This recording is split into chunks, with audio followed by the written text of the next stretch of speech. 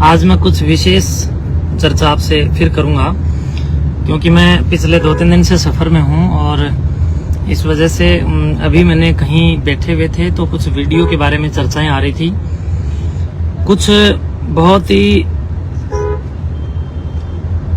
चतुर किस्म के व्यक्तियों द्वारा एक बहुत बड़ा रूमर फैलाया जा रहा है और उस रूमर में बहुत प्रकार की बकवास और झूठी बातें और फर्जी बातें फैलाई जा रही हैं कि महंत जी के कमरे में ये मिला, वो मिला, बकवास पर बकवास करते जा रहे हैं। मैं उनके अभी जवाब देने वाला हूँ। पहला मुद्दा इनका ये है कि भी उनके कमरे में कोई क्या बोलते हैं उसको, महिलाओं के लिपस्टिक की भी लिपस्टिक मिली। तो इन बेईमान बुद्धि के लोगों से मैं कहना चाहता हूं कि अगर मेरे कमरे में लिपस्टिक मिली है तो उस लिपस्टिक के ऊपर फिंगरप्रिंट किसके हैं? क्यों झूठ पर झूठ उड़ा रहे हो? माता भवानी के मंदिर में जब माता का श्रृंगार वहां पर भक्तजन चढ़ाते हैं, ये पुरानी परंपरा है, लोक परंपरा है, और लोग अपने आप इस प्रकार का कार्य करते हैं। लोग वहां पर बिमला माता के मंदिर में माता के श्रृंगार की सामग्रियां चढ़ाते हैं, उसके कट्टे वहां पर भरे हुए हैं। तो उन कट्टों में से कुछ श्रृंगार के पैकेट निकाल करके कर्मचारियों के कमरे में ऊपर छत के ऊपर जिसमें कर्मचारी रहते हैं उनके कमरे के अंदर अलमारी में डाल करके मेरा नाम लेकर के लोगों को गुमराह किया जा रहा है। तो ये बेईमानी है, मैं समझता हूं, और कोई इन लोगों के पास हथियार नहीं है। चारों ओर से बदनाम करने का एक बहुत कहीं न कहीं षड्यंत्र शुरू किया जा रहा है। दूसरा कि महंत जी के कमरे में, पहली बात तो कमरा नहीं, उन्होंने गुफा बोला, तो शुक्रिया आप लोगों ने मेरे कक्ष को गुफा बोला। तो आप लोग याद रखें, गुफा में शेर रहता है, गिद्धड़ों के बस की बात नहीं है गुफा में रहना। तो इसलिए आप लोगों को एक शेर का कमरा अगर गुफा दिखता है तो इसका मतलब आपकी नजर में रहने वाला बंदा फिर क्या है, आप लोग विचार करें। तीसरा प्रश्न, आपने कहा कि महंत जी के निवास कक्ष में सिगरेट मिली। तो प्रिय बंधुओं, आप इस बात को गौर कीजिए। एक तरफ तो ये लोग कह रहे हैं कि महंत जी की लिप्स जो है वो लाल रहते हैं, यानी इस प्रकार की गिरावट इन लोगों में है। एक तरफ तो कहते हैं कि महाराज जी के होठ लाल हैं, वो लाली लगाते हैं। दूसरी तरफ कहते हैं महंत जी सिगरेट पीते हैं, किसी भी सिगरेट पीने वाले का मुंह देखना, उसके होठ बिल्कुल काले हो जाते हैं। शर्म नहीं आती इन लोगों को इस प्रकार की झूठी बेबुनियादी बात करते हुए। दूसरी बात, ये लोग कहते हैं कि महंत जी सिगरेट पीते थे। तो जो सिगरेट पी हुई, जो पीछे का सलाइवा उन लोगों को जो ये वहां पर मिलने का जो ये दावा कर रहे हैं, वो सलाइवा अभी तक इन्हीं लोगों के पास है। मैं सुकराईनाथ योगी लाइव मेरे इस पूरे महंत सुकराईनाथ योगी पेज पर इस बात का दावा करता हूं कि मैं डीएनए टेस्ट के लिए बिल्कुल खुल करके सामने हूं। आप बताइए कब कहां आना है, मैं डीएनए टेस्ट करवाने के लिए राजी हूं। आपके पास जो सलाइवा है, उस सलाइवा के ऊपर आपको प्रिंट, या जिसने भी मुंह में उसको लगाया होगा, तो उसके अंदर कहीं न कहीं एक बहुत शानदार साइंस के इस युग में कोई भी व्यक्ति इस प्रकार की बेईमानी को छुपा नहीं सकता है। तो बंधुओं, जो सिगरेट मेरे कक्ष में इन लोगों ने डाल करके अपनी पीवी जूठन को, अपनी गंदगी को मेरा नाम लेकर के जो ये दुष्प्रचार कर दिया गया है, मैं ऐसे लोगों को कहना चाहूंगा कि दुष्प्रचार कर रहे हो तो साइंस के युग को भी आप याद कीजिए। आज साइंस का युग है, आप झुठला नहीं सकते। आप लोगों के पास सलाइवा है और मेरा आप जो भी लेना चाहें, ब्लड सैंपल लेना चाहें या मेरे शरीर में से जिस भी अंग की, बाल से लेकर के आपको नाखून तक की जहां भी डीएनए टेस्ट के लिए जरूरत पड़ेगी, मैं देने के लिए तैयार हूं। आपके पास सलाइवा है और आप लोग उसका डीएनए टेस्ट कराइए। और मैं सरकार से भी कहना चाहता हूं, इस प्रकार के रूमर पर लगाम लगाने के लिए इन सिगरेट के जो इन लोगों ने झूठे कसीदे पढ़ने का जो काम किया है, इन लोगों को कहीं न कहीं मेरा डीएनए टेस्ट करवा करके और मेरे फेफड़ों का टेस्ट करवा करके और उस सिगरेट के सलाइवा का टेस्ट करवा करके ये जवाब देना चाहिए कि क्या किसी भी व्यक्ति के व्यक्तित्व को बर्बाद और खराब करने के लिए, उसके प्रति रूमर चलाने के लिए जो इस प्रकार के ढकोंसले जो किए जा रहे हैं वो कहां तक ठीक है। दूसरी बात, मैं खुद इसका मेडिकल रिपोर्ट मैं खुद जांच कराऊंगा और वो रिपोर्ट भी मैं सार्वजनिक करूंगा। और झूठ पर झूठ बोल करके जो समाज के अंदर एक गंदगी फैलाने का जो काम किया जा रहा है, ये वास्तव में अपने आप में एक बहुत ही गिरती हुई गरिमा का प्रतीक है कि ऐसे लोग इतने, मुझे गिराने में लोग इतने गिर गए कि उनको खुद की गिरावट का भी ख्याल नहीं रहा। अच्छे काम करने लगो तो इस समाज के सामने आप दुश्मन बन जाओगे। समाज के कुछ लोग, कुछ तत्व आपको दुश्मन बनाएंगे आपके साथ दुश्मनी करेंगे। तो हमने अच्छे काम किए तो इसलिए लोग मेरे खिलाफ खड़े हो गए, सड़कों पे उतर गए। लोगों को, आम जनता को मालूम नहीं था, तो कुछ 2-4 लोगों ने बहुत बेईमानी के साथ समाज को गुमराह करके सड़कों पे उतारा गया। आम जनता जनार्दन को गुमराह किया गया, भ्रमित किया गया और भ्रमित करके अपना उल्लू सीधा करने के लिए काम किया गया। मेरे पास हजारों हजार फोन आ रहे हैं कि आपने त्याग पत्र क्यों दिया। प्रिय बंधुओं, मेरे सामने 2 ही विकल्प थे। या तो मैं ये खून खराबा देखूं, क्योंकि आपस में लोग भिड़ रहे थे, ये लोग उनके ऊपर व्यक्तिगत उग्र टिप्पणियां कर रहे थे।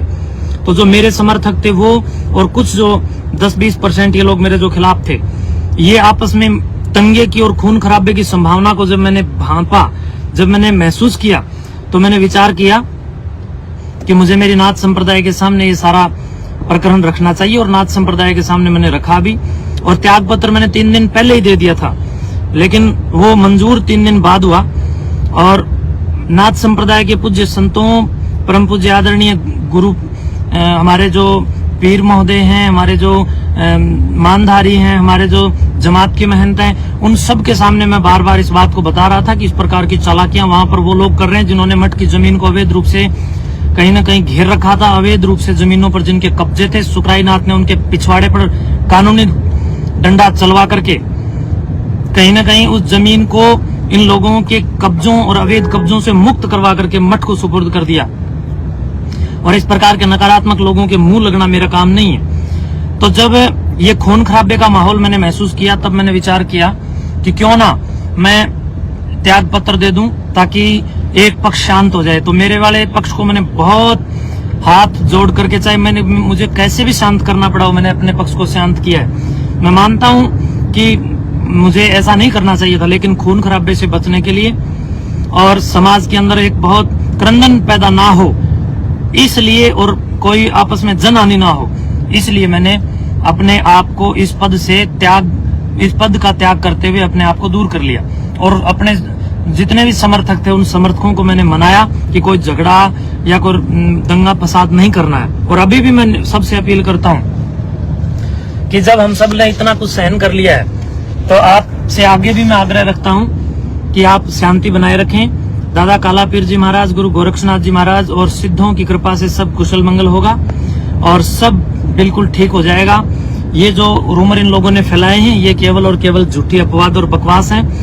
इन लोगों को अभी लेबोरेटरी टेस्ट और कहीं न कहीं DNA टेस्ट करवाना चाहिए। ये क्यों इस प्रकार की फालतू बातें करके समाज के अंदर गंदगी फैलाने का काम कर रहे हैं। तो मैं चुप हूं, इसका मतलब ये नहीं है, मैं चुप हूं इसका मतलब ये नहीं है कि मैं इन लोगों से किसी तरह दबा हुआ हूं, लेकिन मैं समाज को एक बहुत बड़े खून खराबे से बचाने के लिए चुप बैठा हूं। और इसलिए 3 महीने भी मैं लड़ता रहा, खूब मैं 3 महीने लड़ता रहा। जब तक मैं लड़ा, जब तक ये लोग मेरे से लड़ते रहे, लेकिन उस दिन मैं हार गया, अर्थात उस दिन मैं हिम्मत मेरी टूटी जिस दिन ये आपस में लड़ने लग गए। मैं आपस में किसी भी प्रकार की सामाजिक क्रंदन की इस कहीं न कहीं संकुचित मानसिकता को नहीं देख पाया। मैंने विचार किया कि जो लोग विरोध में खड़े, वो लोग मेरे साथ लगे हुए बेचारे सभ्य और शरीफ और सज्जन लोगों को कहीं न कहीं उकसा रहे हैं और आपस में लड़ रहे हैं। और उनके द्वारा जब दंगा किया जाएगा तो उसमें भी मेरा नाम होगा, बदनाम मुझे किया जाएगा, खून खराबा ये लोग करेंगे। इन लोगों ने जब भी ये कोई इस प्रकार का काम होता है, तब ये लोग कहीं न कहीं खुद बच जाते हैं और आम जनता को उसमें फंसा देते हैं। तो बहुत कुछ सोच समझ करके मैंने त्याग पत्र दिया है। और अब मेरे आने के बाद, जब तक मैं 3 दिन वहीं था त्याग पत्र के बाद, तो इन लोगों की हिम्मत नहीं हुई कि वहां मठ में आ जाएं। जब मैं बाहर चला गया तो पीछे से इस प्रकार की गंदी हरकतें कर रहे हैं। बार बार मैं इन लोगों को कह रहा हूं कि बाज आ जाओ, फालतू बात मत करो। मैंने बिल्कुल ग्राम को और पूरे भाईचारे को बनाए रखने के लिए मैंने अपना त्याग पत्र दिया है। और त्याग पत्र का ये लोग कहीं न कहीं अपने ऊपर ले रहे हैं। नाथ संप्रदाय हमारी नाथ संप्रदाय के सामने चाहे हम त्याग पत्र दे, मेरी नाथ संप्रदाय चाहे मुझे जो सजा दे मैं मुझे लेना चाहिए। लेकिन ये लोग कौन होते हैं जो 2 4 5 तत्व खड़े होकर के बकवास कर रहे हैं? इन लोगों की कोई किसी भी प्रकार की मैं नहीं समझता कि आवश्यकता है। और एक मुद्दा इनका सिगरेट का था, जिसकी सलाइवा को ये लोग चेक कराएं डीएनए टेस्ट के लिए। दूसरा, ये लोग कह रहे हैं कि भी वहां पर वो महिलाओं के समान मिले। वो माता बिमला भवानी के मंदिर में चढ़ते हैं और वहां पर ऊपर जो कर्मचारी है उसके कमरे में वो बहुत ज्यादा संख्या में पड़े और बाहर भंडार के सामने भी बहुत बड़ी संख्या में पड़े। वहां से उठा करके उन कट्टों से 2 4 अलमारी के अंदर डाल करके वो जो श्रृंगार का सामान है माता का वो डाल करके, और ये लोग मुझे बदनाम करने का काम कर रहे हैं। एक तरफ तो ये लोग कह रहे हैं शुक्राईनाथ बहुत आलिशान ढंग से रहता था, तो जब मैं आलिशान ढंग से रहता था तो जिन सामग्रियों को तुम डाल रहे हो वो 5-5 रुपए की चीजें क्यों डाल रहे हो? वो भी कम से कम भी 1000-2000 रुपए की तो होनी चाहिए थी। अरे कम से कम कोई ब्रांडेड चीज डालते ताकि आपका इल्जाम कहीं न कहीं सत्य साबित हो जाता। एक तरफ कहते हो कि मठ के अंदर कुछ आटा भी नहीं रखा, आटा भी वहां नहीं रखा। अरे मेरे पास इतने 200, 300 लोग रोज भोजन करते थे वहां। वो लोग फिर वहां भोजन कैसे करते थे अगर मैं वहां से सब कुछ ले गया?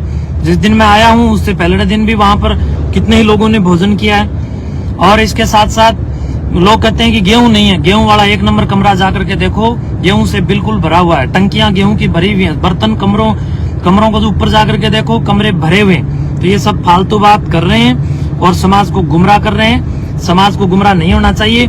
और कुछ नशेड़ी तत्व हैं जो मेरे खिलाफ पड़े थे, और इन नशेड़ियों के द्वारा, कुछ नशेड़ी हैं ये लोग, ज्यादा नहीं है, और इन लोगों ने समाज को गुमराह करना और लोगों को कहीं न कहीं बहकाना और घुमा फिरा करके उनको लोगों को उकसाना इन लोगों को अच्छी तरह आता है। मैं समझता हूँ इस प्रकार की जो एक कौशल क्षमता है वो मेरे अंदर नहीं है कि मैं लोगों को गुमराह करूं। और लोग मेरे ऊपर इल्जाम लगा रहे हैं कि महंत जी खिड़की में से गई। तो सोचिए मैं अगर खिड़की में से गया हूं तो क्या मेरी गाड़ी भी खिड़की में से गई है? क्यों झूठ पर झूठ बोल रहे हो? कहीं तो तुम लोग मैं तो आप लोगों से अपील करता हूं जो लोग मेरे ऊपर इल्जाम लगा रहे हैं कि कहीं किसी गंदे तालाब में भी डूबकर मत मरना, क्योंकि अगर गंदे तालाब में भी अगर आप लोग डूबे तो वहां का गंदा पानी भी और ज्यादा शर्मिंदा हो जाएगा, और ज्यादा गंदा हो जाएगा।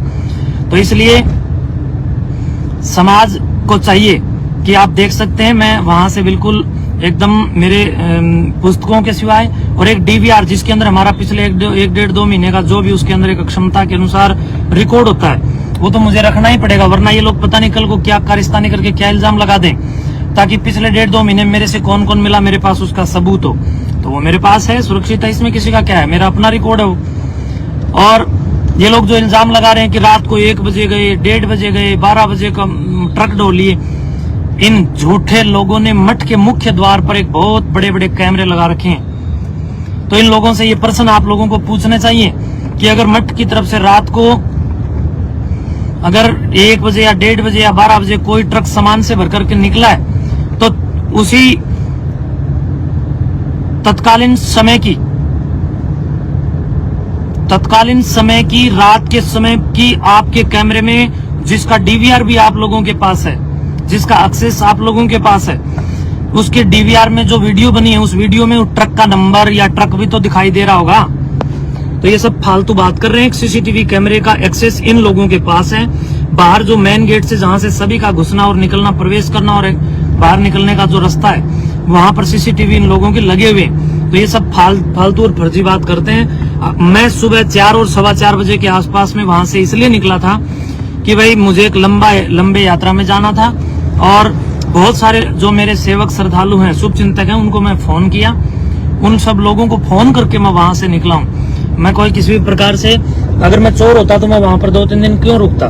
मैं इसीलिए 2-3 दिन रुका ताकि जो मेरे फॉलोवर हैं उनको मैं शांत कर सकूं। मैंने सबको शांत किया, और शांत करने के बाद उन सब की रजा और रजामंदी से मैं बाहर आया हूं। और जब आया हूं, जब प्रशासन की नजर में आया हूं, तो कहने का मतलब ये सब कहीं ना कहीं बहुत बड़ा रूमर फैला रहे हैं और घटिया किस्म की बातें करके लोगों को गुमराह कर रहे हैं। मैं जो है आप सबके माध्यम से भी यही कहना चाहूंगा, इस मेरे पेज के माध्यम से आप सबको यही कहना चाहूंगा कि गुमराह ना हो। और मेरी जो मुहिम है, जो नशा मुक्ति की अभियान चलाते हुए जो हमारी मुहिम थी, या जो अन्य अन्य जितनी भी हमारी मुहिम थी वो चलती रहेंगी। हम लोग भविष्य में बहुत बड़े लेवल पे काम करेंगे और आने वाले समय के अंदर भी हम लोग सामाजिक सदाचार के लिए और समरसता के लिए काम करेंगे। और जिन लोगों को हमसे जलना है वो जलते रहें और हमारा जो कार्यक्रम या हमारा जो कार्य है वो हम करते रहेंगे। जिसको जलना है जलिए और जिसको उछलना है उछलिए, जिसको कूदना है कूदिए और जिसको कुशल मंगल समाज के भले में सहयोग करना है वो अपने अपने क्षेत्रों में अपने अपने नजदीकी मंडल में आप लोग काम कीजिए, एक टीम बनाकर काम कीजिए और नशा को जड़मूल से नष्ट करने के लिए काम करें। तो इन्हीं शब्दों के साथ 3 ही मुद्दे थे ना, एक मुद्दा सिगरेट का, दूसरा मुद्दा लिपस्टिक का और तीसरा मुद्दा हाँ खिड़की का। तो ये सारे मुद्दों पर मैंने जवाब दे दिए हैं। और कुछ लोग कह रहे हैं कि गाड़ी ये वो, गाड़ी मेरी अपनी गाड़ी है, मेरे को एक शिष्य ने उपहार में दी थी। ये भेंट मेरे को व्यक्तिगत रूप से महंत सुकराई नाथ को ये गाड़ी भेंट की हुई है और ये गाड़ी जिन्होंने दी अभी तक उन लोगों के ही नाम है। मेरा तो मेरे पास कुछ नहीं है, सब कुछ समाज का दिया हुआ है। और ये जो गाड़ी है जिन लोगों ने मुझे दी, मैंने उन लोगों से चर्चा की तो उन लोगों ने कहा ना जी हमने आपको दी थी व्यक्तिगत रूप से। और उन लोगों ने जब गाड़ी मुझे दी और उन लोगों के नाम में अगले खुद ही मेरी गाड़ी की किस्त भर रहे हैं, मेरा इस गाड़ी से मेरा कोई लेना देना नहीं है। बहुत बहुत शुभकामनाएं। बाकी लोग वहां पर सारा सामान भरा हुआ है, पूरे मठ को मैं भरा पूरा छोड़ करके आया हूँ। अब कारिस्तानी कोई कुछ करे तो कर सकता है। धन्यवाद।